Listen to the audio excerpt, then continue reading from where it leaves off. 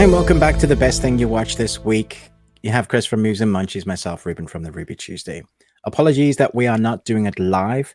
I was in hospital dying from pneumonia and asthma-related stuff, so I am home now, but still recovering. And as it requires a lot of chatting in between with the live segments, we opted in just for doing what we used to do a while ago. So we will be back to normal format in a few weeks. This coming week, we're going to be doing the best of so far this year. So again, a change up in format, but following that week, I believe we're going to go back to normal.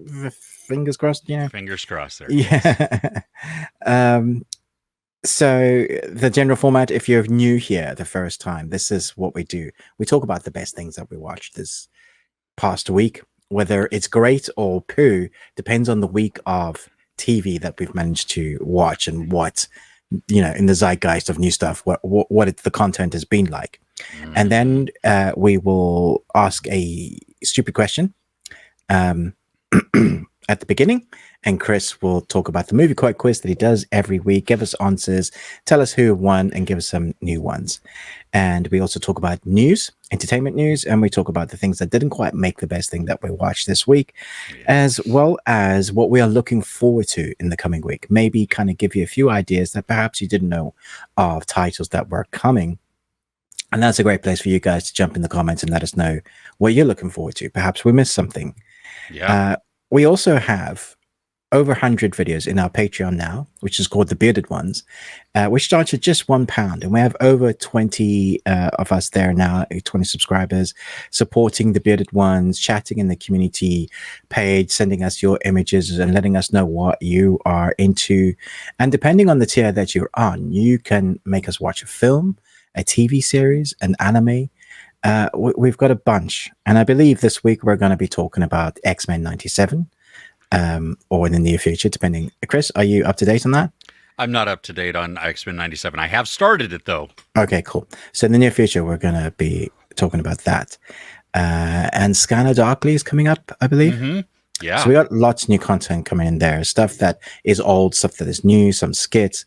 So we have a really great cornucopia of content in the Bearded Ones. It's a lot. So as soon as you go there, if you just want to pay the £1 and watch whatever flicks your switch and then run away, you can do that too. But a lot of people opt to stay because they enjoy the community we've got there. So that's pretty awesome. So great. Yeah. I think that covers about everything. Is that right? Does that? Yeah, it does. Yeah. Okay. So do you want to let us know who won the competition last week? Yes. So we had Red Comet, Chris Retzlaff, Tara Briscoe, and then Nostromo had 2 out of 3 because I was able to stump him. So nice. We have, let's see here, the answers were The Nice Guys, Lethal Weapon, and 21 Jump Street. Cool. Buddy cop theme. But exactly. That's exactly what it is. So yes, good theme there. This week, it's definitely a way more obscure theme. Okay. It will be interesting if people get it. I think that's the theme. Not necessarily the quotes, but the theme. All right. Okay. So you ready? Yeah. Okay. Because I really, really wanted to be the one to kill you. Okay. Number 2. I'm not allowed to bet, but if I could, I'd bet on you. Number 3. You drop a bomb and it falls on the just and the unjust. I don't wish the culmination of 3 centuries of physics to be a weapon of mass destruction. Oh, cool. So you can let us know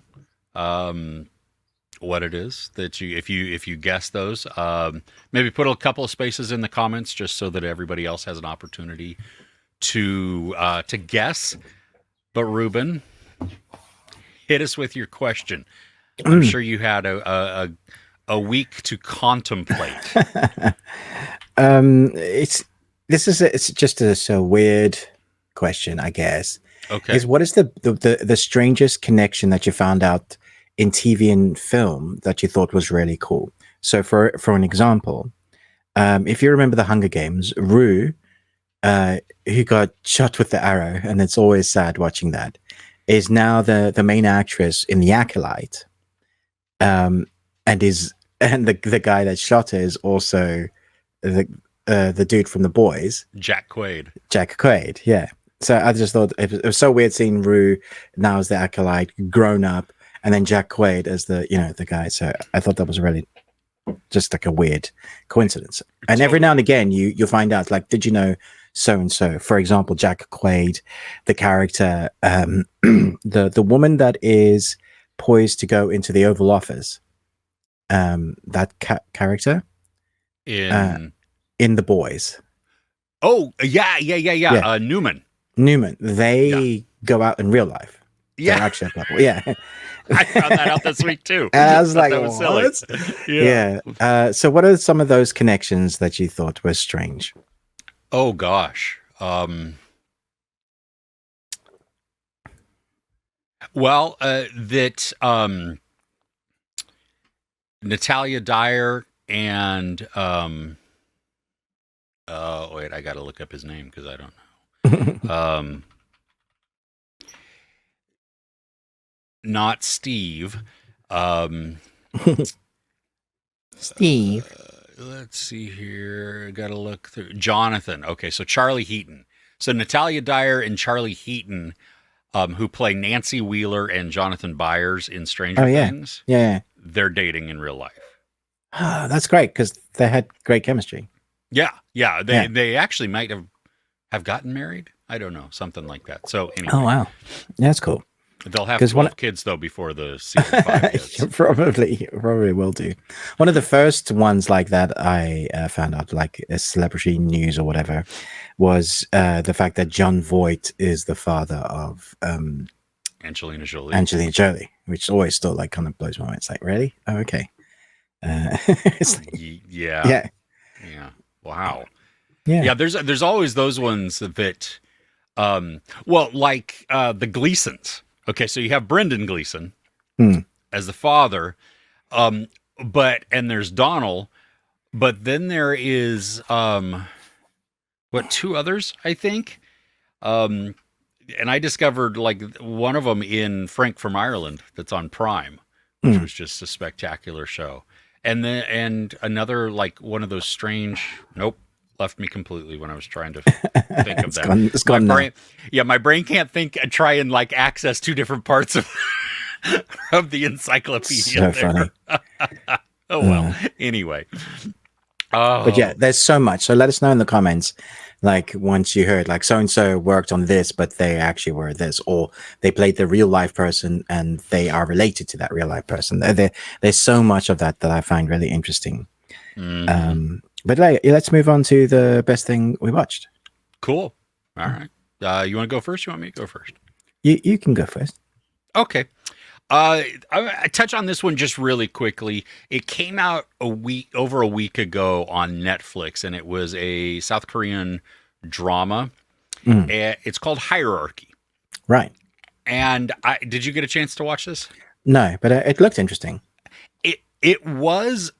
But again, it's reinforcing this whole theme that the bullying theme. Bullying is gosh. like an absolutely normal and just it's part of life. It just must be that heavily real in their society, right? Yeah. This though is I've never seen Pretty Little Liars.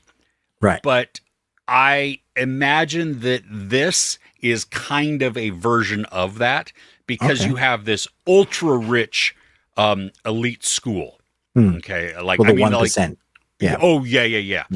And they allow, as part of their benevolence, they give scholarships to. It's like that. Yeah. But then you're totally looked down upon because you're. Totally. The riffraff. They wear different colored ties.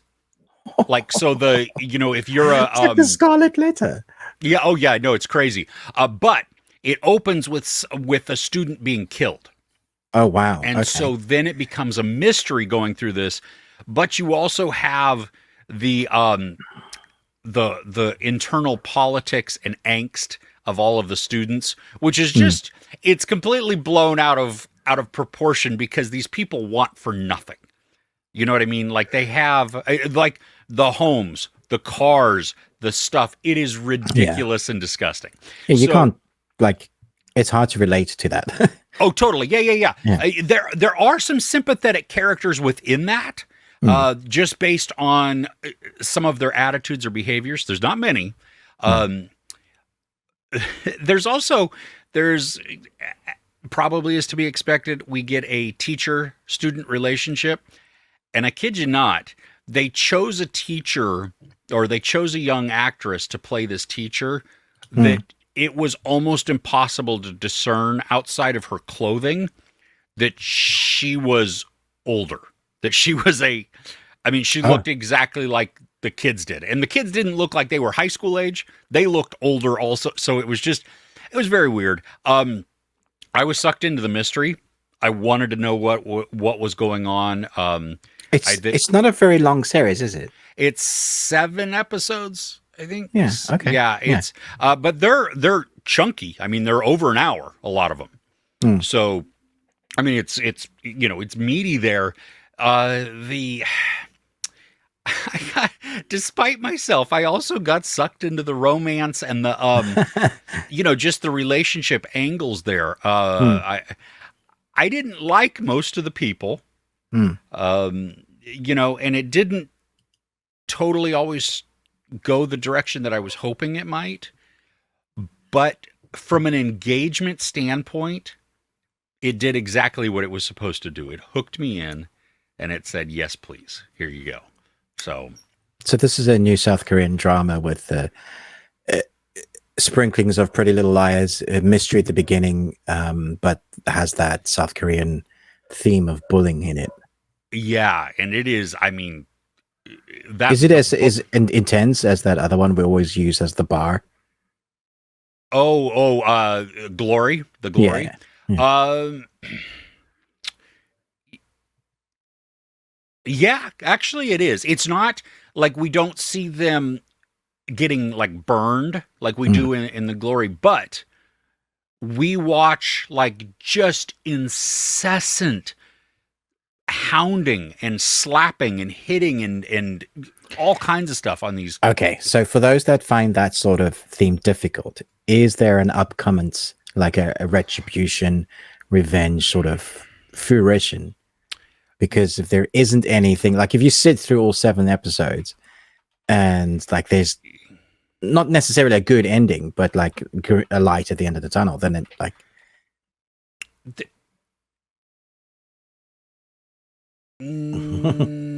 Yes.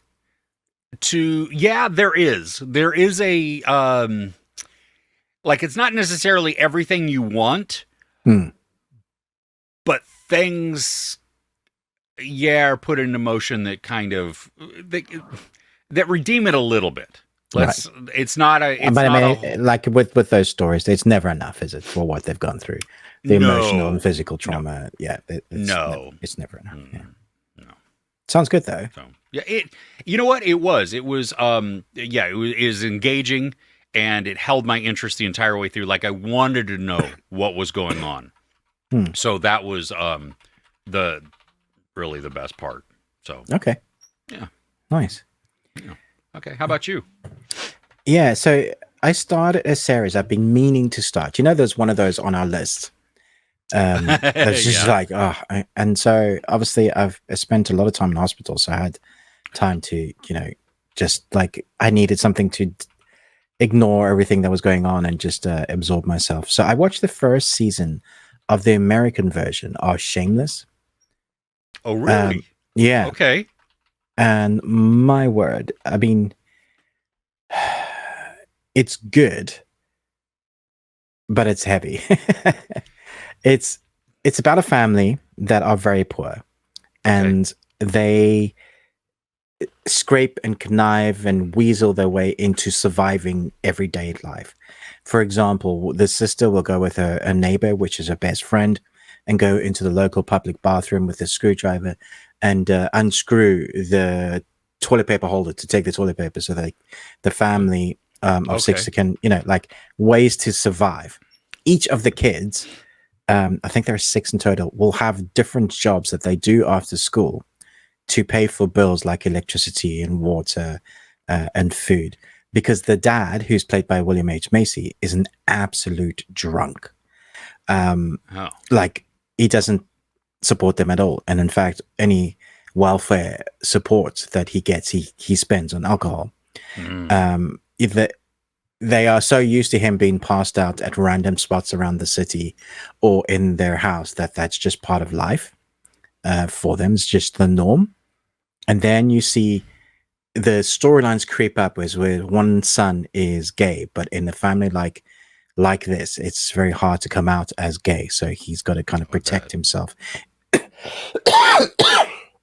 Especially for when this first aired. So this is going back to 2011. And this ran to 2021. I think that had like 10 seasons or something. Wow. You're getting into a big story. And man, William H. Macy acts his drunken ass off. I mean, he's brilliant. I hate him. Like, I hate him with a passion. He is the worst human being. Like, being drunk is just the tip. Like, he's meant to be a father, but he is everything but.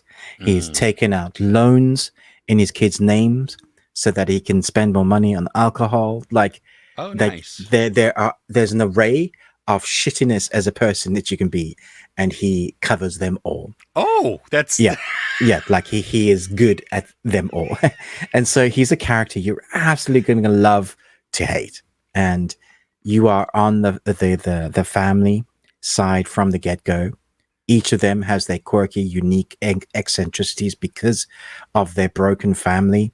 There's a young boy who is exactly like the kid from Toy Story, the kid that like blows up all the toys and stuff. Yeah, Sid. He's like that. He's messed up, and he's always melting his toys like in the microwave together to see what they become. He's very violent at school, but there's a whole reason for that. So like you get these really deep character studies of each child going through various things, and then you see them trying to have relationships between boyfriends and girlfriends. You see the oldest daughter, who's become essentially the surrogate mother and father, and how much responsibility each of those kids has to have in order to make their household work. And it's like a party of five, but on the wrong side of the tracks. Oh, wow. Right? And it's so well done. Like, it's brilliantly mesmerizing, and you will come away really thankful for your life. It's heartfelt. It has an emotional depth that I wasn't expecting. His acting from actors that you were like, I know what you become later, and I can see that you cut your teeth on this, but you were brilliant here already. For example, the main actor from The Bear. Oh, yeah, Jeremy Allen White. Yeah, right? like he's one of the main actors. Yeah, and he's fantastic in this. And there's a number of actors you're going to see crop up. And like, wait, I know you, because it's that time, 2011. There's a bunch that are now like top tier, but works on this show for years and years and years.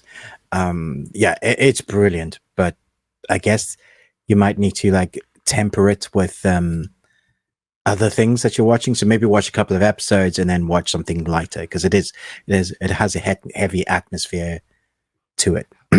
How long are the hour episodes? Each episode's an hour. Yeah. So you're really just and it's in like there. And it's like, yeah, you're in that world. There's a lot going on. They're always fighting to try and stay together.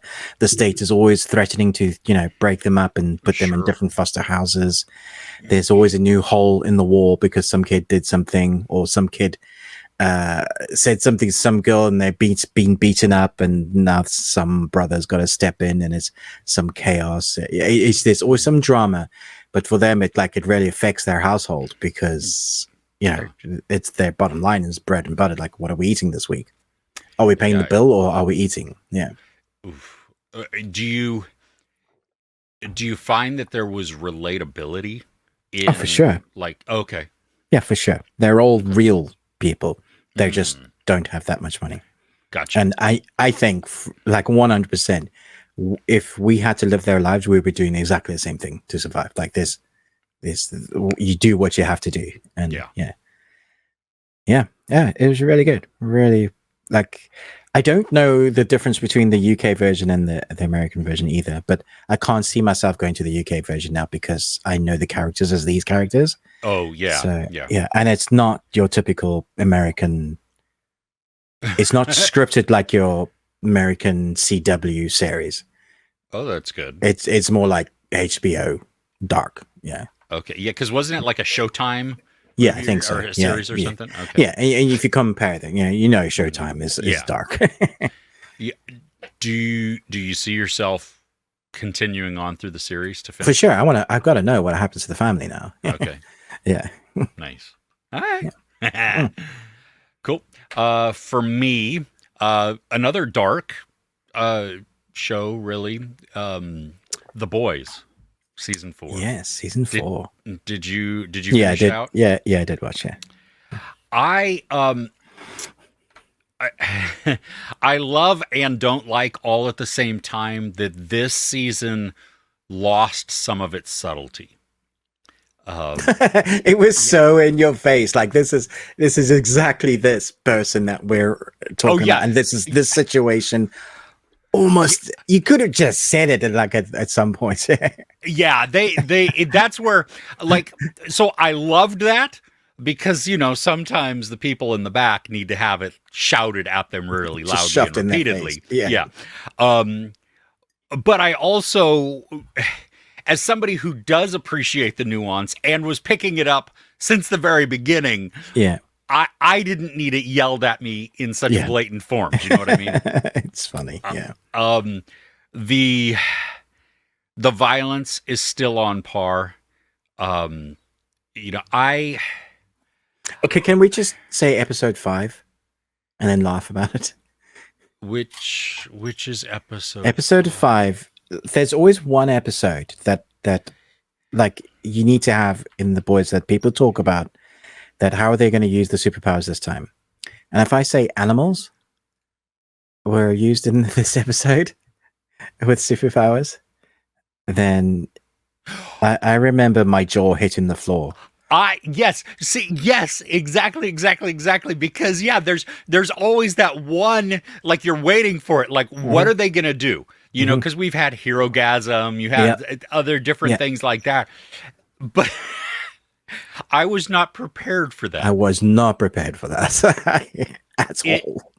It was ridiculous, so crazy. But it was also just spectacular, and it was violent, awesome. And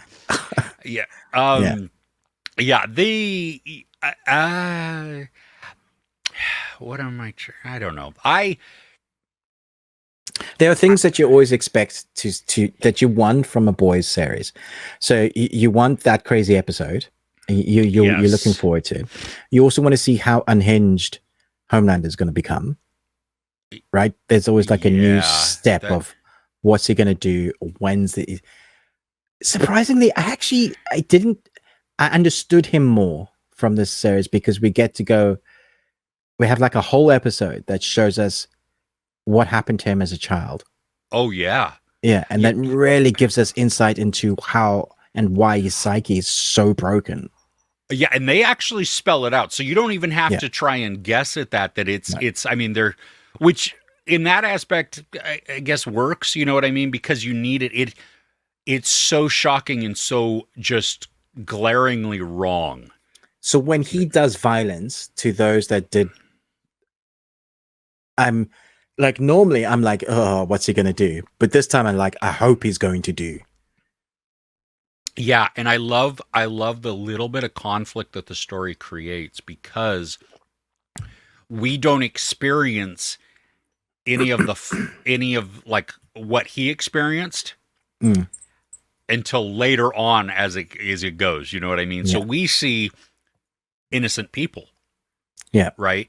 And so you have that conflict of like, well, he's very harmed. Yeah. But anyway. Yeah. I liked and hate it all at the same time, because he is not the hero. I mean, and anybody who believes that Homelander is the one that you're supposed to be cheering, No, you have completely missed the point. but then neither is Butcher. Oh no, yeah, no, Yeah. Butcher, yeah, he's falling into his own hubris, just like a Homelander is there. Yeah. But we get to see the narcissism, like, even larger, like, if that's possible. I mean, we've seen, the narcissistic attitude on display the entire time from Homelander, right? That he takes credit for things, he does things because he feels he needs to or whatever. But now to watch him interacting with his son, Yeah. and self-control, lack of self-control, any of those things, is just like, How old do you think Homelander is mentally, actually? Because they've been alluding to him always wanting to be mothered, and we've seen him, with the milk in previous seasons, and this season they double down on that, and it made me think, like, where are you actually? Are you like I know you're emotionally and mentally broken. I think that he's the adult. You know what I mean? That he's the age that he presents at visually, but because of all of that background that we get in this season for him, and for his nurturing, his lack of nurturing, his, the environment in which he was shaped, there are definitely aspects of him that revert back to more of an infantile stage, because he's longing. You know what I mean? There's such that huge hole of he didn't get the contact, the love, the warmth, any of that, and we see that play out in real life, where you have those those orphanages where those poor children are never touched, and they grow up emotionally dangerous. Yep. So that I can see it going that way with him. There was the 7 as it stands now. There are some characters that are getting like a new arc that have been threaded into the story that I didn't expect them to write in. Like, I didn't expect them to go that way with one of the 7, because they've already been established as one thing. Yeah. And then we have the pervy, disgusting Aquaman. Yeah. It continues to be just an idiot. But also just like, you think he's going to dig himself out of a hole finally, and he just doubles down in his stupidity. Like, he is a spineless sycophant. He really is. He really, really is. The wasted character in this series is Noir. They've done nothing with him. I was not. I know what they were trying to do. They were trying to make it comedic. I cringed. Work. Yeah, it doesn't. I didn't. I was not. It's so sad for the potential of what that character was going to become, and for him to have been taken out the way he did. I always thought that was weird. Yeah. Yeah. I mean, it does make sense though, where because they took him out and now have to replace him. But you can't. How do you replace him? You can't. And so there is that, that some of the, I guess that struggle that we get to see behind the curtain, where, they're trying to keep, hey, everything is fine. We're all exactly who we were. Yeah. Everything's fine. And no, it's not. And shut up. You don't talk. And there is a lot of that going on. There's a couple of fights between the 7 and the Butcher boys that I thought were pretty good. Like, they were really intense. You didn't know who was going to survive again. All of that, I thought, was filmed really well. I did appreciate that they've shown before that characters might not stick around. So that was really enjoyable. I got, again, sucked into Kimiko's storyline so yeah. much. Yeah.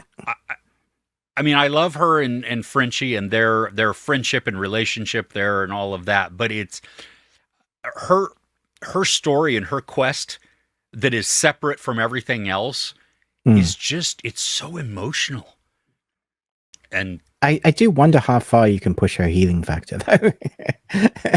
Because like they really pushed it far this time around. Dude, that one time in the hallway when it was just her and Jack Quaid, I thought for sure, like, oh, she's not coming back from that. And yeah, I was like, oh, cool, like Deadpool level of healing. Yeah, and they're added some because of the compounds, not only just the V, but then everything that they're searching for and everything. The ramifications of that lead to situations that you're like, oh, just you hear it. It just visceral grossness. What do you think about where we've left the team? Bearing in mind that we've only got one more season. That's the final. Yeah.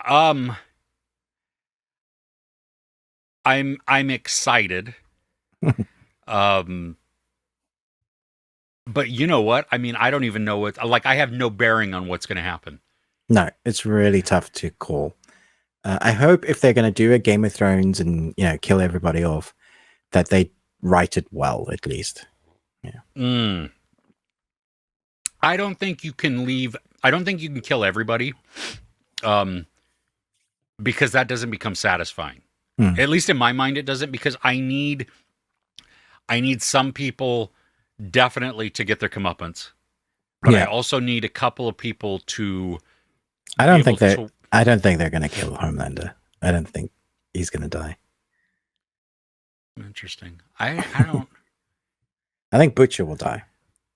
Yeah, I mean, he's on that trajectory already. Dying anyway. Yeah. Yeah. Or is he becoming a villain because he does have that extra goo in him? Yeah. Talking about the goo, we've had season 3. We had as Soldier Boy. What's his name? Jensen Ackles. Yes, Jensen Ackles from Supernatural as Soldier Boy, and now we had the dad from Supernatural as Jeffrey Dean Morgan. So I'm wondering if we're gonna have the other brother next season. That would be funny. Yeah. Oh, can we talk about Simon Pegg for just a minute? Oh my gosh, yes. Like that. Well, and that reminds me. There were so many scenes this season that were actually emotional, I thought. Because this season, I think more than the others, at least dove into family more. I mean, there's always been those lines through it. But this one, I mean, almost every character had some sort of touch on. It was definitely the family season. Yeah. Yeah. The relationships. Yeah. Yeah. And we've not seen much of Simon Pegg as Huey's dad. Yeah. This one, though, we get some interactions, and it is like, holy crap. I mean, like you know what they're doing is a bad decision, but you're also willing them to do it because you love the character. Yeah. But you have no idea what the repercussions for that is going to be until they show us. Yeah. Yeah. I mean, and it's not like there's one emotional scene. There are within that little storyline. There's and it's gross, emotional, and just sad. You're like, oh my gosh, yeah. Oh, not like this. Yeah. Well, and Simon Pegg, I think he nailed it. He did, because there's a certain mindset and emotional outpouring that he needs to do, and you need the surprise and the shock. And then anyway, I don't want to go into it. Too much. Yeah, he was excellent. I was so happy that we got more of him because we've had really small amounts since the first season. We've had almost next to nothing with Simon Pegg, and it was great to see him have a much bigger role this time around. Yeah, absolutely. Cool. So yeah, that's what I got. Nice. What about you? What's next? That was on my list as well. So for my Okay. third one, I'm going to talk about Ultraman Rising. Ooh. So it's a new animated Netflix movie in the Ultraman world. When I first saw, I was like, yeah, I'm going to watch it because it's Ultraman.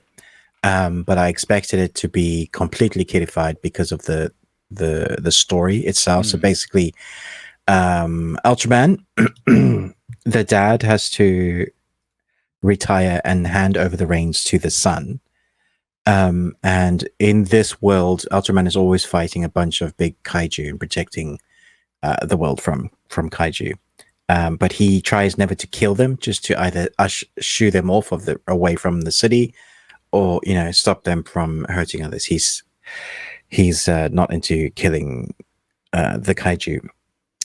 And okay, so there's the son, the father, and a mother, like a typical family, until the mother disappears. And she's like she's, how do I explain it? She's like a Indiana Jones type person. She's out there discovering, archaeologist type yeah, thing? yeah, like that, okay. yeah. Okay.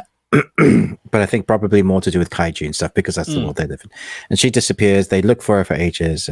Son becomes a professional baseball player, and so the father and son become estranged until the father can no longer harm the reins of Ultraman, and says he needs to come and take on his mantle as responsibility, as the Ultraman legacy.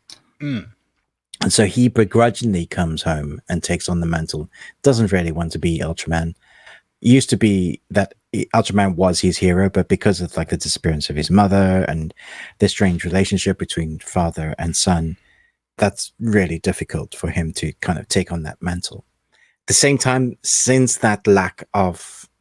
he's been away and he's been a superstar in baseball, there's been this agency that now takes care of the kaiju, but they kill them. They've got all the weapons and technology, and so Ultraman, as the dad, is there, but he's too old now, so his son has to kind of tackle both this agency and protect the cities. But he doesn't have the training that his father has. He's got a lot to learn. There is this AI intelligence that teaches Ultraman about stuff. That I think either the father created or came as part of like the Ultraman package in the suit, which plays off nice as a banter of learning, as a relationship, very real kind of human, I guess, like human interactions, or sort of, to make you feel like you care about the character. But where the story shines is that Ultraman is fighting a giant kaiju, and stops the security forces from killing it, or tries to at least, and then catches an egg. And he brings the egg home to stop them from killing another kaiju. And it turns out to be a baby version of the thing that he was fighting. And this kaiju immediately, like, the first thing that a baby sees that locks on is that you're the mother now.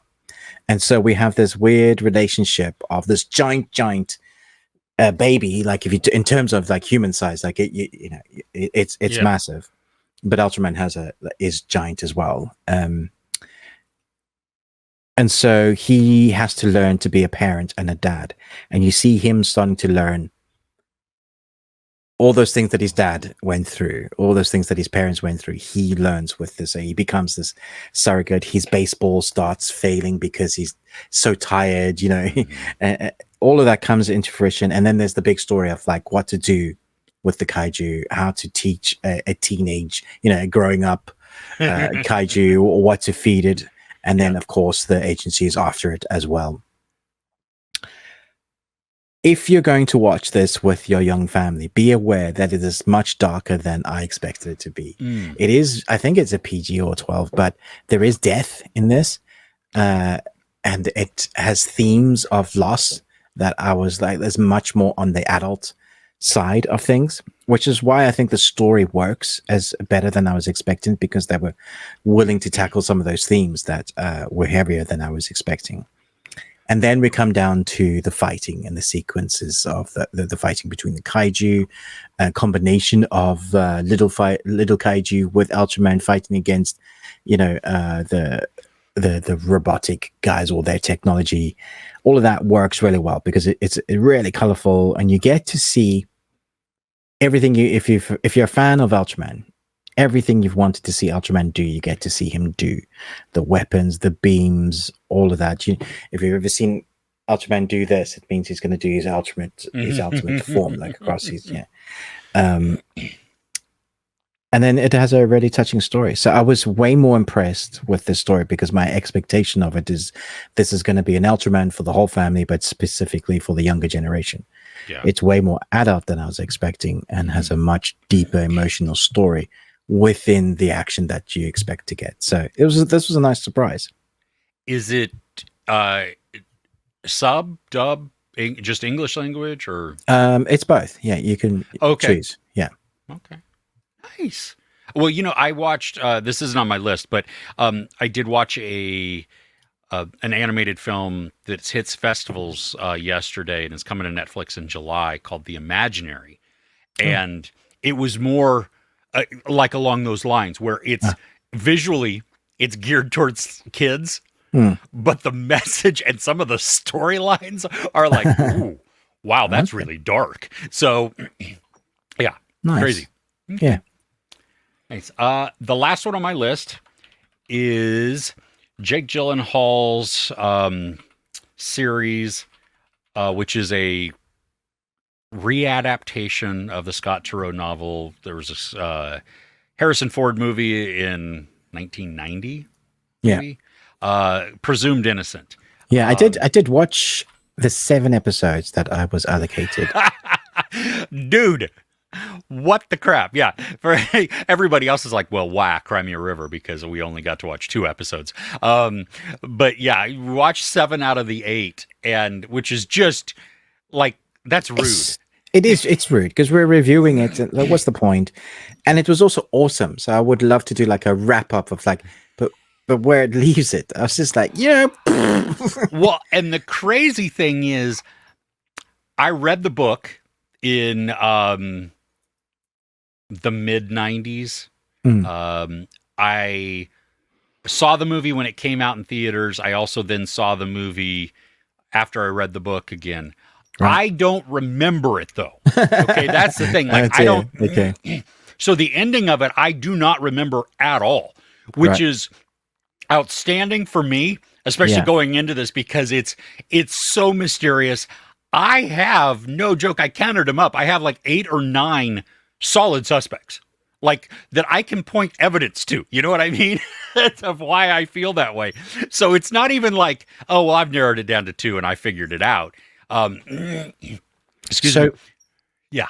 I really hope it's not as weak a story as it could be, because at the beginning, the presumed innocent goes, he's a great lawyer. He gets framed for something, but actually it could be him all along. And the way they mess with our mind, because he's a little bit dark. He's very dark. Their relationship was very dark. The more we know about him, the less we trust about him. The secrets that he has too. Yeah. And I'm like, wait, actually, is he this monster? Yeah. See, and he is one of my suspects, because yes, there are so many, like, he's so cagey, and I can understand from his perspective of not wanting to let things out or be known, but every time he does that, and then it is known, it gets found out, it makes him look more sketchy. Yeah, but he also does like, I swear, this is not the truth. And then the next day we find out, well, that was the truth. Yeah. You did do this. Yeah. And can we talk about Peter Sarsgaard? Oh, slime ball, right? Oh my gosh. Like, I love him, but I hate him. Yeah. He's so full of himself, and he's so gross, and he's also one of my suspects. Really? Yeah. It's just because he has the opportunity to cover it up. Right? I mean, just like Jake Gyllenhaal, because they're in the same office. I'll be honest. He's my second, if not first, pick. Okay. There was a moment they showed us something that was in his apartment, and I thought, yes. Oh, flip. It is. Yeah. But I don't know, because it's so clever at misdirection, this series. It really is. And I love that. I love that. See, I don't even remember the book. So I don't know how far it has strayed or stuck close to it. You know, I don't know if they're making changes. I don't really care. Because the series itself on Apple is really, they are hiding just the right amount of information at all key moments to propel so many different people forward as, well, it could be this, it could be this, it could be this. And that's rare today, especially. Yeah, it is. Yeah. The acting, though, is phenomenal. Like, it's really good. The relationship between Jake Gyllenhaal and his wife and the son, the estranged pressure that it put on because of the relationship they was in, and then because of the added mess and the consequences of that, of like the jobs and the relationship. You really feel that with all of those characters. Oh, yeah. Yeah, and I love, I'm a huge fan of Bill Camp, just in general. And so whenever I see him come into a production, it's like, ooh, okay. But like for this, I mean, his such a troubled interaction that he has, you know, because it's his friend, but also his former subordinate. Yeah. You know, it's not good for him. Yeah. No, and then you see those conversations between he and his wife. So Bill Camp and Bill Camp's wife are, you know, because they're at like opposites of what they think went on. Yeah, and they both have the background of interacting with the Savage family for so long. You know what I mean? Like the wife is good friends with the wife. Exactly. Yeah. So it's not even. Oh my gosh. So you say you thought what's his name was such a sleazeball. Yeah. I really hated Herbert Kumage, who's James Hiroki. He's the guy, the medical examiner. Never before have I felt such a visceral reaction to a person that I just wanted to slap. Like, I just like, oh, you are the worst. He is like always angry. Like, always just awful. He's just awful. And the other people to him, I mean, their entire interactions are always just so dysfunctional. But, what a douche. Oh my gosh. Yeah. He's so, you will treat me with respect. Like, what are you, I mean, he throws his credentials out there several times too. It's like, gosh. Okay. The way he speaks in the court, it cracks me up because I was just like, wow, like this dude has no filter. He has no, like, you need to be this for this in court. No, he's just this. And I was just like, we would not be friends in real life. No, we wouldn't. no, we would not. So I'm really digging the series. Again, Apple knocking it out of the park. You know, this great series. Excuse me, even not even seeing the last episode, I don't see how they could screw this up. No, it's been excellent. Yeah. From the filmmaking quality, the visual just representation, everything, and what we get to watch. Jake is so good in this. He is, like, and he again is one of those that's riding that line of, I'm not sure I really like you. I mean, exactly. You're making me not like you. I'm struggling to root for you here. You know, and I wanted to at the beginning, and the more and more I found out about him, it's like, dude. Yeah, and I think it's funny because that's. I think in some aspect we're supposed to be rooting for him, but really we should probably just be rooting for Carolyn Polimas, the murdered woman. Yeah, you know, we want justice for her. Yes. Although, no, I mean, she was an interesting character as well. The more we find out about her, there's some weird stuff going on there. There's some sketchy things that I'm Yeah. not sure. Yeah, no. I totally agree. I just, but she is the victim in this, right? Yeah. So maybe there's a reason for something. Maybe she killed herself. I don't know. Tied herself up and did all those things to herself. Yeah, that's not one of my suspects. She's the one that is clearly not on my suspect list. She's not on the list. Yeah, I mean, I could see her kind of getting the hog tie thing going, but then also the giant the wounds. I don't see that happening. Yeah, no. So okay, yeah. Do you have anything that's on your didn't make it quite to the top of the list?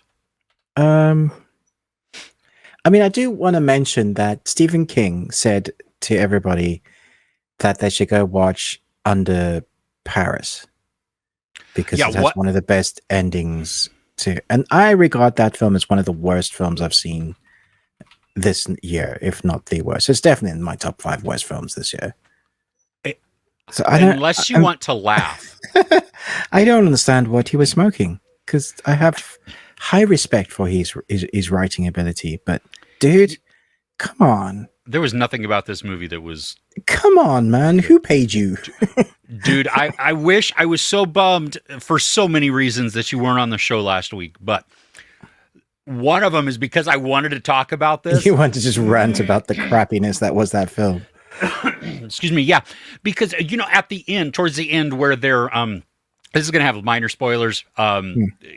I personally don't care because I feel that we're saving you from an hour and a half of stupidity. But the team underwater and in the catacombs or whatever are setting all of the charges, and you have the 2 people in the boat outside near the bank of the Seine, and the explosion happens. Mm-hmm. The woman in the boat, that police officer, she guns it. Steps on or pushes the accelerator forward, does a circle in the boat, and comes right back to where she stopped. What was the point of that? I don't know. Why? I literally rewound it because I was laughing so hard. Check, she actually did what you thought she did. Yeah. Yeah. And then right after that, people come up and they're in the boat and she's yelling at them, and the other cop, they're both yelling at them to swim faster over to them. Why don't you go get them? You're in the boat. You have faster. The speedboat. Yeah. Yeah, it was just, but no, oh my gosh. So disappointed. That movie could have been much, much better. Oh, yeah. It had an interesting premise. It just was executed terribly. Yeah. Yes. Yeah, so that would have been my don't watch for this week. Okay. For me, it's not the worst by any means. It just didn't bubble to the absolute top. But it's that documentary on Hulu, Brats, that is about the Brat Pack and directed by Andrew McCarthy. Mm-hmm. I liked the insight it gave. Okay. Because we, as people on the outside, hear Brat Pack and we think of it affectionately. Yes. You know what I mean? I certainly do. Yeah. They do not. Ooh. Like vehemently, and when you hear the rationales, that is, I mean, you totally understand it. It affected relationships, like personal relationships. It affected jobs, with them as the actors. It crazy. So the documentary itself, I think more than anything, it serves as a catharsis for Andrew McCarthy. Because he's the one who's doing this. He's putting it together. He's going around and interviewing, co-stars that were supposedly maybe or maybe not in the Brat Pack, because you could never actually determine who that was, and it was just come up by some writer, for an article. And it took off, yeah. Well, and it started out as just an interview with Emilio Estevez, but then 2 other actors happened to be with him, and then you really get to see how, while it was not necessarily at the outset intended to be malicious, how it totally was malicious by calling the Brat Pack the Brat Pack. Right. And so there's some good interviews. The music is phenomenal. In this, you know what I mean? You've got all the 80s songs playing Fantastic. through here. You get a ton of clips and everything. There's some good relationship mending that happens in this. Oh, that's cool. Yeah. And then, like, certain people weren't in the interview. Like they either declined or he couldn't get a hold of them or whatever. But they still found news clips and interviews from that time where they were being asked about the Brat Pack and stuff and the term. And you get to hear how that was affecting them. Yeah. So it sounds interesting, actually. Yeah. It is. It was, it was well made. It's not what I thought it was going to be. Is it one episode? It's one. It's just a movie. So it's, exactly. And you leave with a better feeling. Okay. Yeah. Like it's not like I didn't feel mad. I mean, I could feel the injustice for them. But you also see how they've tried to move on from it and what it did or did not do to their, to their careers and their mindsets and everything. So I don't know. It definitely worth checking out, especially if you're like Gen X, or the very, very, very late boomer type thing. Even I guess maybe Zennials or no, I don't know, Xennials. I don't know what. Anyway, it doesn't really matter. If you grew up with some of those movies, then it'll probably resonate with you there. But cool. I'm gonna swap my battery. Okay.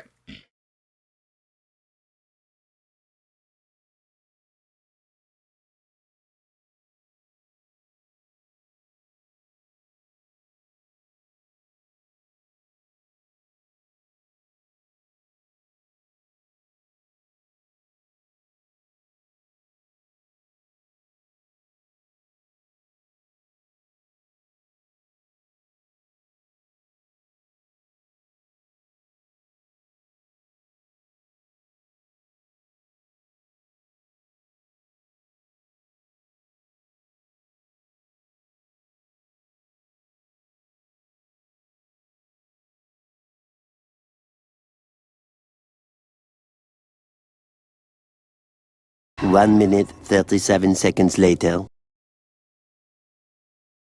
All right. Ruben swapped his battery out. My brain went on pause there. We have watched, we've been wanting to talk about a couple of these for 2 weeks, maybe even 3 weeks with one of them. But we have two movies that we watched together to discuss. The first one from 1996, Twister. Dude. It was so good watching this again. I can't believe how well this film has aged. Some of the special effects were a little sketchy. Yeah, there's a couple of sketchy moments, but mostly, like I would say 95% holds up. My wife and I were sitting down, just, we had put it on. We're sitting on the couch just watching it. And I mean, I had forgotten how great of a movie this is. Oh, such a good movie. The scripting, the characters, the defined characters, the team is what makes this movie so good. It's the relationship you're rooting for that you shouldn't really be rooting for, because it feels like you feel sorry for the one woman, but there's so much history with the others. Like, it's before all of the Twister stuff, you have the characters that you love, which I think works so well because we need to be introduced to them. We need to be invested in them. Yeah. So that when the crap hits the fan, we're like, yeah, we're there. Yeah. You feel all that peril.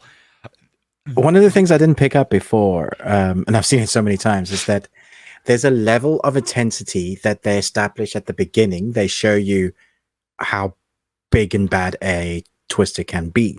And then in a conversation, they talk about the levels of twisters. And then as the movie progresses, we start seeing the bigger and bigger. So you're always like, holy crap, what does this one look like then? It's so clever. Yeah. It was. And I love that. I love what Philip Seymour Hoffman brings to all of that. You know what I mean? Because he's like ADD. He's on just speed. unhinged. Yeah. Yeah.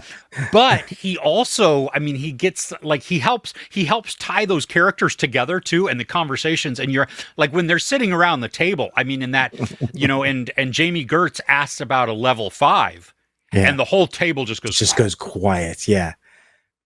That'd be like the finger of God. And I'm like, shivers. I have so many quotable lines from this movie. There's so many moments that crack me up. It's like, hey, where's the road? He's like, what road? It's like, what road are we on? Bob's Road. There's so many moments that I just remember. It's just like, this is brilliant scripting. Cow. There's another cow. No, I think that's the same cow. It's the same one. It's funny too, because I thought Twisters, that is coming out soon with Glenn Powell, I thought that was going to be like a sequel, but it appears that it is just a reboot. Yeah, I don't think there's anybody in it. No, and because they use the same things, like you get to see Dot and the balls, you know, to track the thing and everything else, which I'm totally fine with. I mean, I don't mind. I just hope that it's not like just remake for remake. Yeah, but they also need to make sure that you like the characters, because I've seen other Twister movies and they're still good. Graphics look fine. There was one recently that had like fire twisters and stuff, and that I thought was so well done. And because there was like a petrol station that blew up within and so the petrol went in the twister, and I was like, oh, that's really cool. Its school was, you know, there were kids and so on. So like you cared about it. I thought it was done well, but there needs to be that emotional connection before you have the explosions and the twisters destroying, because otherwise, why do you care? It's just destruction. Yeah, exactly. And that's not any fun. Well, it is fun, but it's certainly not memorable. And why would you ever go back to that? Because how worried were you for the mother, you know, when you find out it looks to hit this town directly, and you're like, oh crap, no, not her. Yeah. Yeah, I mean, there was so many of those moments where you're like, oh, holy crap, you know, and even the banter back and forth with Carrie Elwes, and you know, I loved how he's kind of the villain, you know, he's the antagonist at least, you know, human antagonist, but because he's so enamored with himself and so not able to separate and be able to listen, that ends up affecting him, even though all of the people, rival or not, are, you know, they're giving good advice here, not to dissuade somebody from getting a discovery or anything like that. There's this moment that I reckon when they were in the writer's room and they came up with this moment, they were like, this is genius, this will stand the test of time, is when they're at the driving and they're watching The Shining, and it's an F5, and it's the here's Johnny moment, and he's chopping through the axe, and the twister just comes and rips up. It's like, oh, that's brilliant. So like, oh, I love that. Yeah, because the tension of that moment within the movie, and like, if you know, you know. Exactly.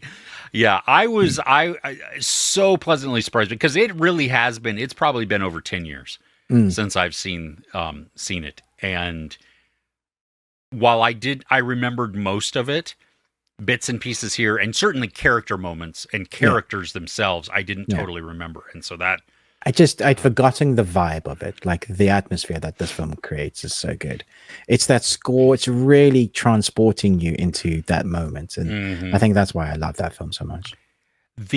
I noticed something that it's not big, but it added so much realism to what was going on. When they are retrofitting all of the little sensors, and they're cutting the cans. If you look several of their hands are all bloodied. I noticed that. Yeah. Yeah. And I was like, that makes it, of course, you're cutting so quickly. You got to get it all on. You're going to get these little like tin cuts.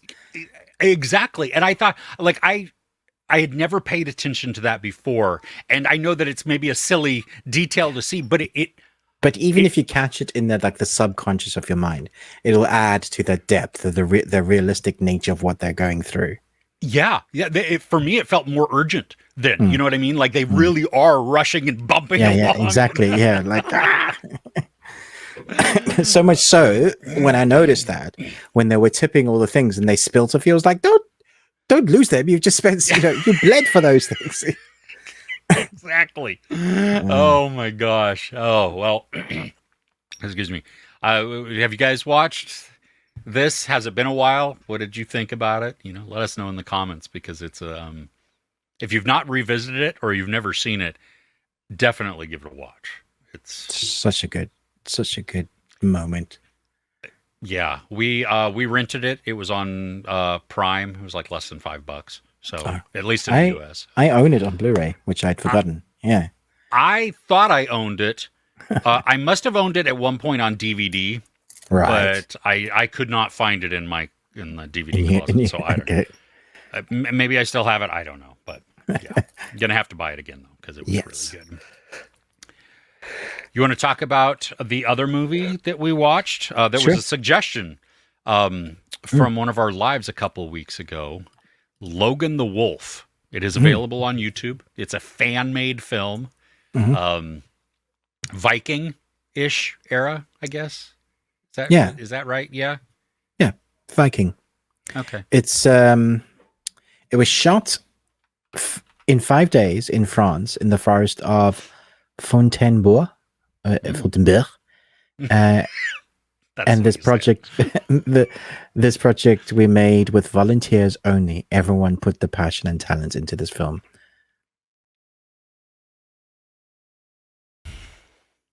Okay, so production value-wise, it's incredible. Story is basic. Yeah. Okay. Yeah. This is a short film too. It's what, 11 minutes? Something like that. Yeah, it's 11 minutes. Yeah. We're not so concerned about the story. There's enough to get to understand what's going on through context. Wolverine and Viking times, like. Yeah. The action in this and the fight choreography, holy frick. It's insane. And what they do with it as well is violent as heck. My jaw was open because like some studios need to hire these people. Seriously. Yeah. I mean, the stunt coordinators, the stunt people, the choreographers, all of that. I mean, you're talking like top tier. I mean, it goes hard at the beginning when they're fighting and it's like hand-to-hand combat. Yeah. And I was like, this is not even Wolverine, just Vikings. I mean, it's great. Yeah. Yeah. And then there's a moment where it shifts gear into him being Wolverine. And that's when my jaw my mouth stays open. It becomes more unhinged then. Yeah. Yeah. I mean, it is so frenzied and brutal. And I couldn't tear my eyes away from it. I mean, It was, oh man. Like if you want a great stunt film, that's not going to take a ton of time, watch this, because the fighting in this is, wow, next level. And they leave it open too. That's the thing, that the story, like, it has an ending to the story, and then there's whets your appetite for more. There's an end credit scene or mid credit scene. Yeah. Because you think, oh no, did he actually? And then you go and watch the end credits, and you're like, oh, okay then. Yeah. I don't know who recommended that, but it was outstanding. I mean, these fan films are crazy good now. Did you ever see that Batman one? I mean, I've seen a few of them. It's like him going into Arkham. And so you get to meet a Joker. I don't remember what it was called, and it was another fan film. It was a short, and I was blown away also by that. The production value, the makeup, everything. It was just next tier. So Yeah, I mean, there's a few. Batman Dead End might be that one that you're looking for, or Dying is Easy. That was good as well. I don't know what it was. If you want a comedy one, that's funny. You can look at my one.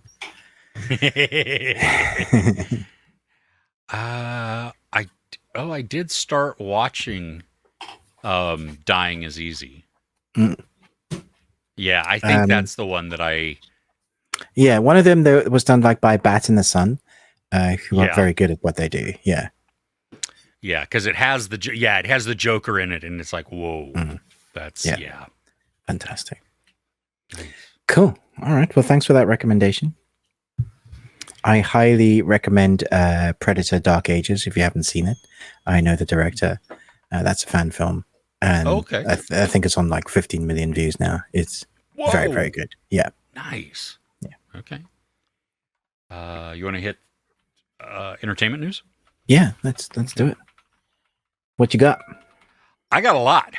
Okay, cool. Because I don't know how much I have, so I was locked away. So. Yes, exactly. So this is just I don't know. Terry Gilliam, who was a Python and then became director. Wait, what? Terry Gilliam was a Python. Yeah, Monty Python. All right, I was just like, he turned into a Python. Why? Why did he want to do that? Yeah, well, because he could,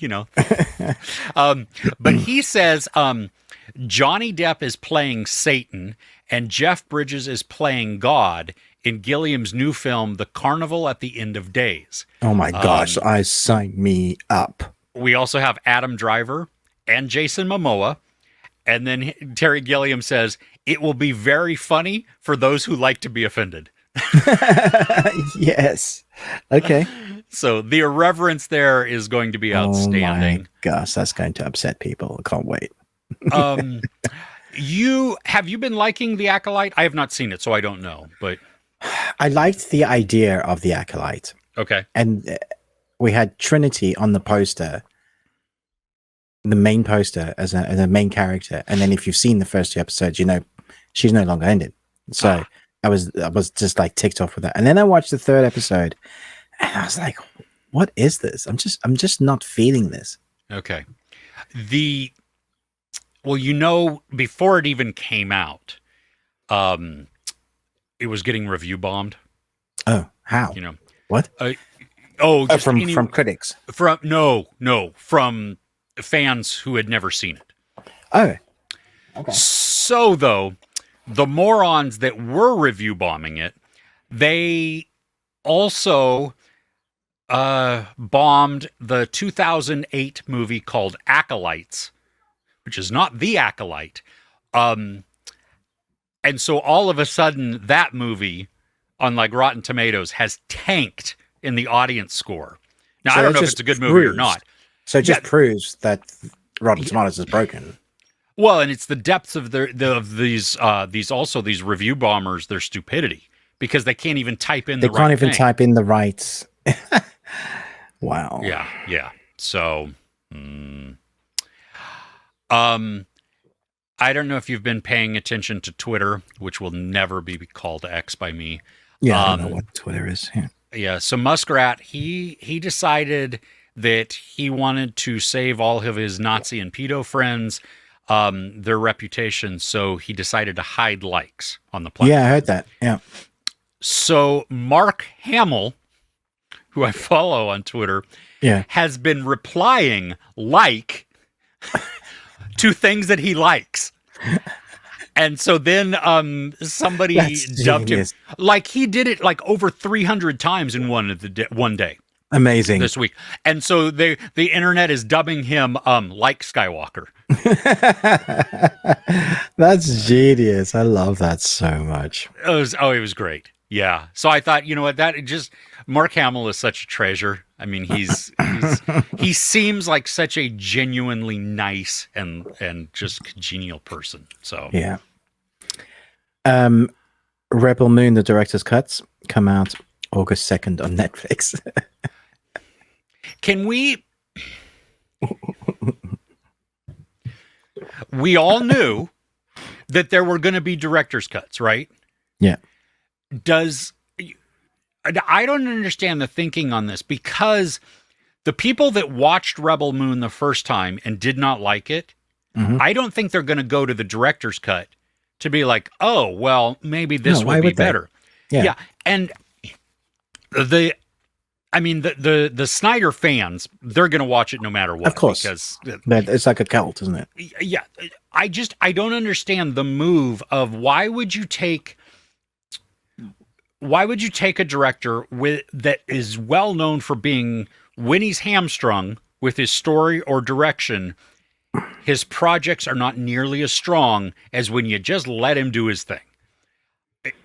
And so why not just have them release the director's cut, which is the only cut. The only cut, and is always the better version. Yeah, and then my guess would be you would have much higher retention critic scores. Yeah, you grow a fan base then, probably, because now you have something of quality that's being put out versus crap, and then they have to be convinced to go back and rewatch crap in the hopes that it might be better the second time through because some things have been added or whatever. Because Batman vs. Superman director's cut was infinitely better than Batman vs. Superman. There was, I think, the Watchmen director's cut. Amazingly, I mean, I like both versions, but director's cut was much better. Now we had the 4-hour cut, which most people were like, 4 hours, really? How pretentious. It's an excellent story. It's really well done. The so well done. Suicide. No, Suicide Squad. No. What's it called? Zack Snyder's Justice League. that's the 4-hour one. Yeah, that's the 4-hour one. Yeah. So I will be watching. I'm interested to see what it looks like now. Yeah. Yes. Yeah. The real life Martha from Baby Ranger has filed a lawsuit against Netflix, which we knew, but it's 170 million. Oh, that she's wants. Wow. Yeah, in damages. I'd love to know how that's how did the series, if anything, it just puts her story up into the limelight, and she's probably going to get more interviews and stories with people that. Which she did get, but I'm also curious. They didn't use her name, right? That's right. That's what I was. I don't remember her real name ever being said, and we only knew that the guy was the real guy, and that this had happened to him. Yeah. But until she came out and started hitting the tabloids and stuff, I don't think anybody knew who she was. Nope. I would be very surprised if she gets anything. Yeah. Yeah. Because if anything, Netflix could use this as publicity. Yeah. Wow. I would. Oh yeah, absolutely. Yeah. You watched 15 minutes of Saltburn, right? Oh yes, yeah. And then you didn't go back to it. No, I didn't go back. No. I have not watched it, but I do know of the bathtub scene. Right. There is a Saltburn soundtrack vinyl record that has been produced. It is one of those special editions. It is clear, but it is also filled with a milky white substance.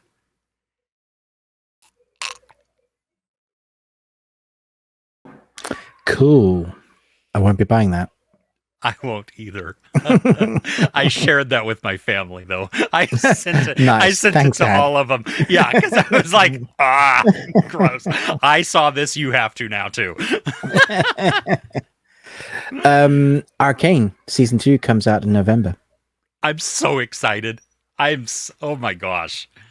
I am gonna rewatch the season 1 just to get reinvigorated into that. But that is one of the best animated things I've ever seen. That was phenomenal. Yeah. You guys don't have Tubi over there, which I think is weird. Yeah, that is weird. Right? Yeah. Well, it's a free streaming service for anybody that does not know. It's available at least in the US and obviously not the UK. No. It had, though, more viewers last month than Disney Plus, Peacock, Paramount Plus, or Max. Wow. What are they? Do they have originals? No. What is it that they're... Because it's free. It's free, and they have a crap ton of so it's like a free Netflix almost. Yeah, you have ads. Right.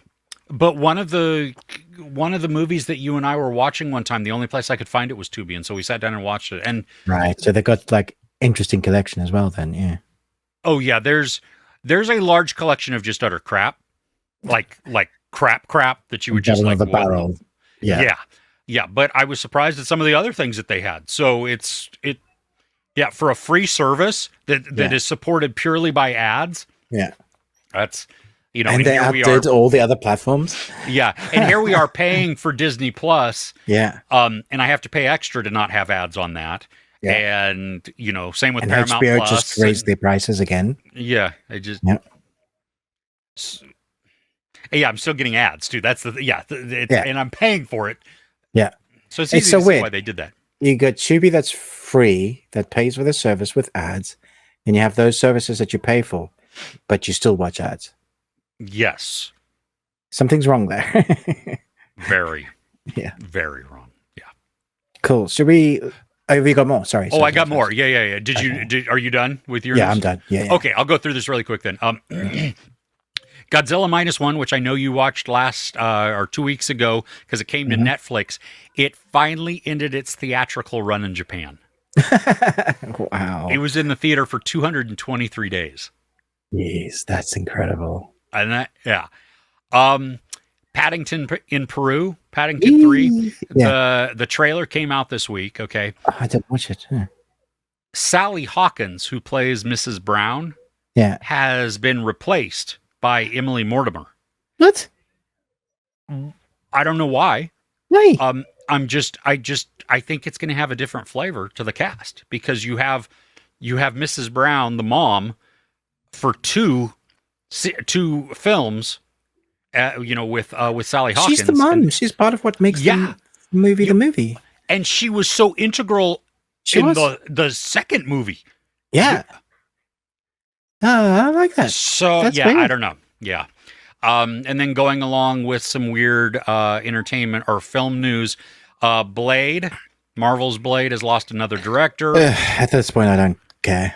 I'm just curious if Mahershala Ali at some point is going to go, you know what? He probably will go at some point because how long can he wait for a project?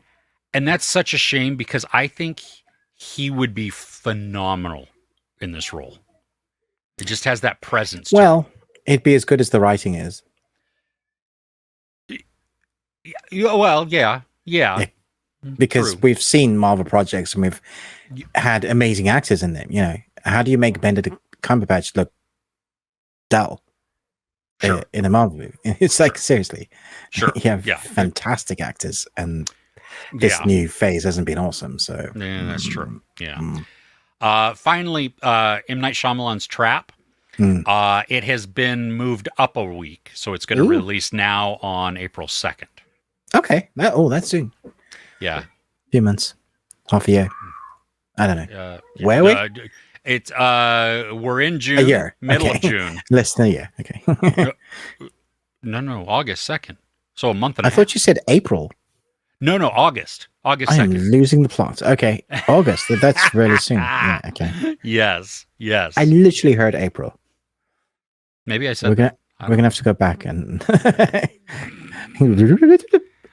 yeah. Okay, so August 2nd is nice. is when Trap is coming out. Okay, August, yeah. Yeah. All right. Well, we're looking forward to? Yeah. Okay. Coming this week to Netflix, we have a film called Trigger Warning. Stars Jessica Alba. Mm-hmm. And a special forces commander uncovers a dangerous conspiracy when she returns to her hometown looking for answers into her beloved father's death. I like Jessica Alba in action roles because mostly because I think she's really good in like TV series. So we'll see. It could be another one of those J-Lo action films that have no substance to them, but Sure. Yeah. I am curious about how many angry white men there are going to be shouting about. And she can't do that. She's a girl. Yeah, exactly. Oh my gosh. There is an anime coming this week to Netflix Oh, yeah?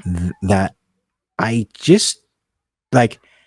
Of all the sports in all the world, I would think that this is a boring sport, but somehow this trailer makes this sport look entertaining. It's called Rising Impact. When a third grader's natural gift for golf is accidentally discovered by a pro player, the boy embarks on a journey to be the world's best golfer.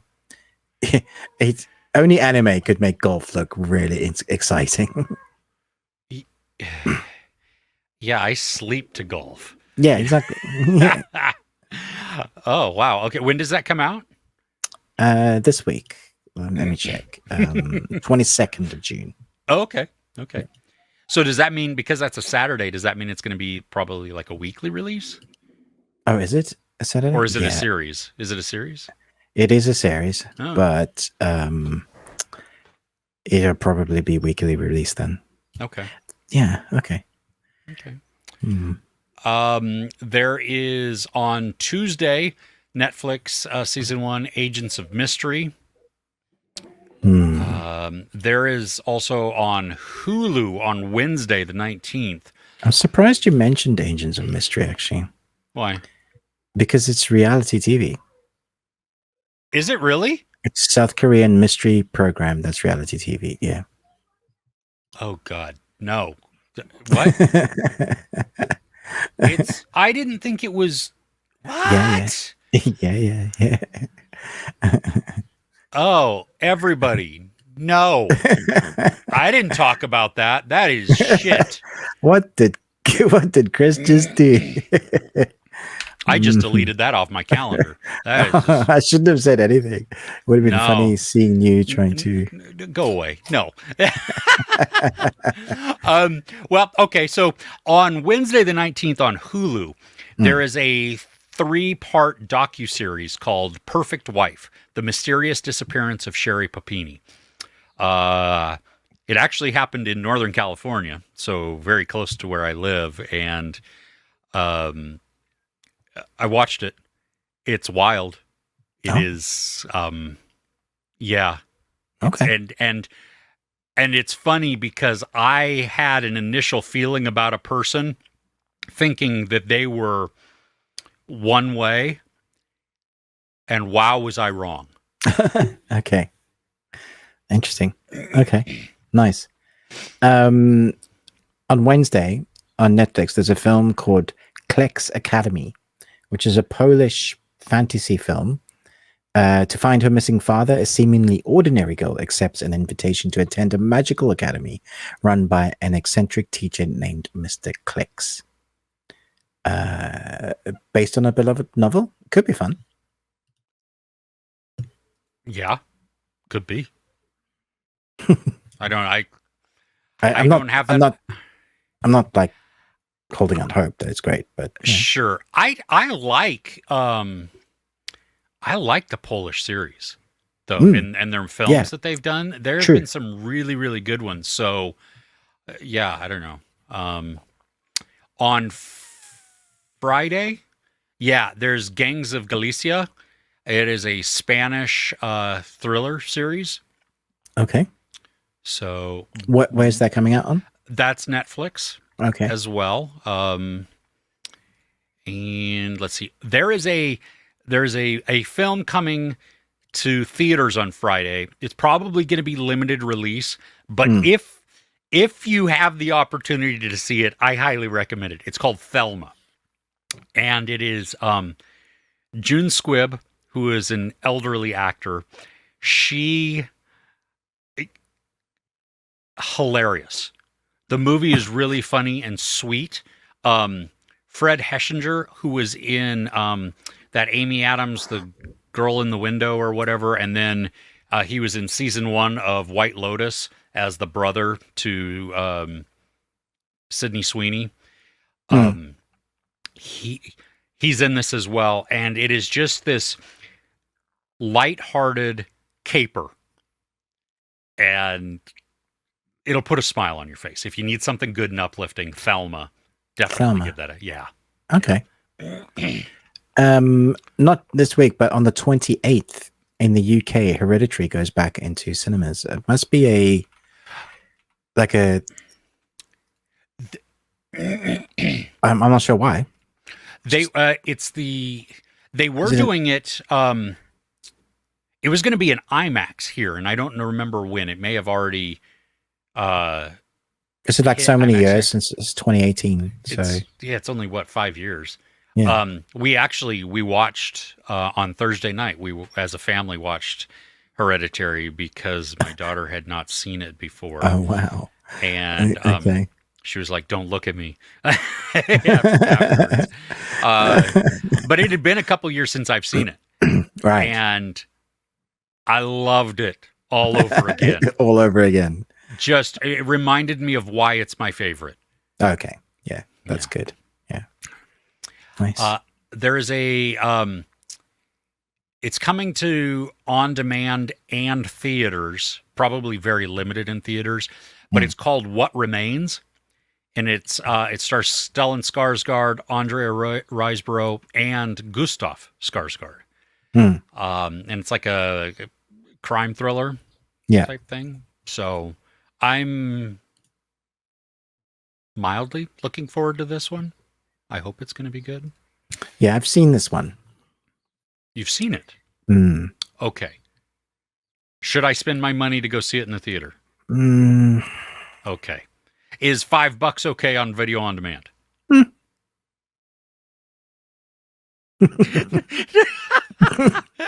or just speak to Ruben afterwards and maybe get a screener. Oh, okay. Yeah. Well, we'll do that then. Okay. Fair enough. Did you say The Victims Game? No. Season 2? Why is it season? I don't even know. It's probably another, No, don't say that. Don't say that. It's not going to be what? Chris just likes that sort of genre now. Wow. Oh, no. Victims Game. Oh my gosh. No, this is a Wait, I think I know. I remember this one with the courts and the. No. Yeah, no, this was good, wasn't it? Yeah, no. This is not this isn't the reporter one. Or the judge, is that what she was? I don't remember that one. Yeah, the judge, yeah. Yeah, no. This one is so former investigator and reporter turned public relations manager, these two people start a new life with his daughter. But person one is embroiled in a series of deaths, becoming a prime suspect. The incidents link back to a murder case that he responded to 15 years ago. And so then a prosecutor doubts that the person and his mentor, doubts their integrity. And then the suspect collaborates with a detective and forensic examiner to uncover the truth and prove his innocence. I swear I've seen this. I want to say that one of them is like on the spectrum. Yes. No, that's right. Yeah. This came out in 2020. No, season 1 did. Season 1 did. That's what I mean. Like, yeah. That's crazy that they're still doing season 2. Okay. It's Taiwanese. Yeah. Okay. So interesting. Maybe the good one for this week. Yeah, it might be really, really good. I'm looking forward to it. So I'm probably going to have to go back and revisit part of season 1 because I don't remember most of that. But yeah, that's all I have on my list. Yeah, I don't have anything else either. Okay. Bit of a slower week. Which is good. Allows us to catch up. Yeah. So, Well, everybody, thank you so much for joining us. We'll be back live soon. Next week we will have our best of 2024 so far for movies and series. So hope that's going to be a fun thing. Don't forget our Patreon opportunity, patreon.com/thebeardedones, as you see on the screen. Thanks so much to all of our patrons that we have there. It's a great community. You can join for £1, and then you can check out other tiers and what those come with as well. There. Don't forget to like, share, subscribe. Ruben with the Ruby Tuesday. Me, Chris, Movies and Munchies. With that, friends, hey, we'll see you next time, all right? Take care.